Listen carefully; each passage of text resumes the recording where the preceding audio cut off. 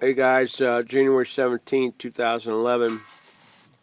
It is day 17th in our www.30dayshomeless.tv. And pardon the halls I have in my mouth. Evidently, this morning when I woke up, the cold got me. So I was visiting Melissa in the hospital tonight, one of our aging out friends, or our aged out friends who spent some time on the streets and in the shelter. And she told me today that I'm finally starting to look homeless because I look sick and run down. Is what she told me. So, God bless her. Man, I had a great visit with her. She's the sweetest girl in the world, guys. And I'm eager for you to get to see her on video and to hear her talk and to hear her goals and aspirations and hear her story and the challenges that she faces in terms of finding healing and full and complete recovery.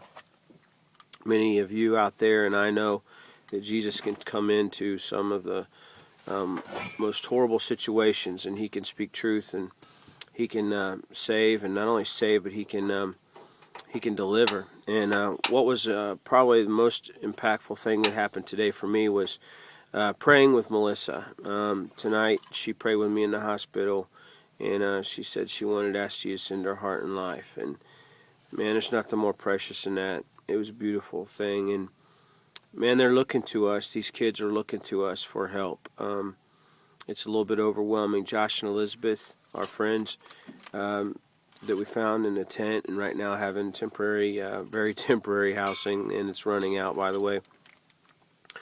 They've texted me about 4 or 5 times, and what I'm doing is for the next couple weeks, I want, before anyone gives or anyone, when they see them at church, any of you guys in church, run by me or run through me in terms of needs and that kind of thing, because we got a lot of different people helping in different ways, and it's important to run that through someone who basically knows what's happening with each individual, not in a controlling way, and certainly it's not a controlling spirit.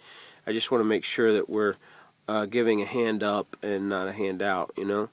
But there's so many people watching and listening and eager to help. Somebody called me and they wanted to do Rice Krispie treats. I got an email today from the nicest email, and they want to send Bibles. And man, praise God for all you guys.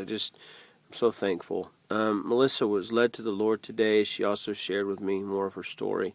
She, when she gets a little bit together, she wants me to interview her on video, and I've got about 6 or 7 of these testimonies and stories that are coming from these kids. I can't wait for you to hear them. But the bad news is that Melissa had she had a mishap there in the hospital. So I just encourage you to pray for her. I encourage you to pray for her, okay? Also, tonight we met up with the Dayton Street Ministries. Nathaniel Johnstone, what a man of God he is. I want to get you his phone number. Put it up on the website. But he leads a group of students and kids and young people out, and they just walk around town and offer warm meal for people and prayer.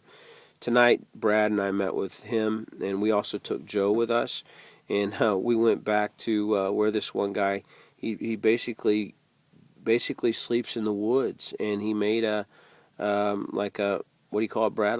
It's a shack, really. It's a cabin, and he made it out of what, an axe or a hatchet. Made it out of a hatchet. This place where he lives, and it's not his land. It's I'm not sure who owns the land, but we went back there tonight. It's a long way back into the woods, and we served him, and Nathaniel had all kinds of food and stuff. The man's name's Rex, and he's just the nicest guy. Would you guys pray for Rex for me? He is unemployed. He worked in a factory, and he ran the furnace, is what he said. Wasn't it what he said? He ran the furnace for the factory. The factory closed down, and Man, he lives out by himself in this woods with this shack that's about, I mean, not even 80 square feet. Really, his sleeping area is smaller than what it is in this van. But he's got a little stove that he built, and he said it takes him about 3 or 4 hours to get enough wood to last all day. And then he collects cans. He takes and gets money for the cans, and he gets enough money for a bologna and bread. So tonight we gave him all kinds of food, and then had prayer with him.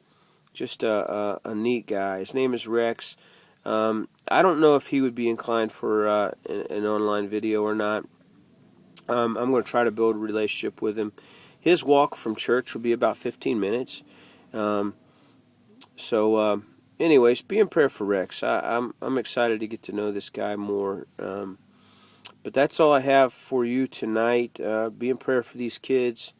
Be in prayer for these homeless. And if you think of it, pray I get over this cold quickly.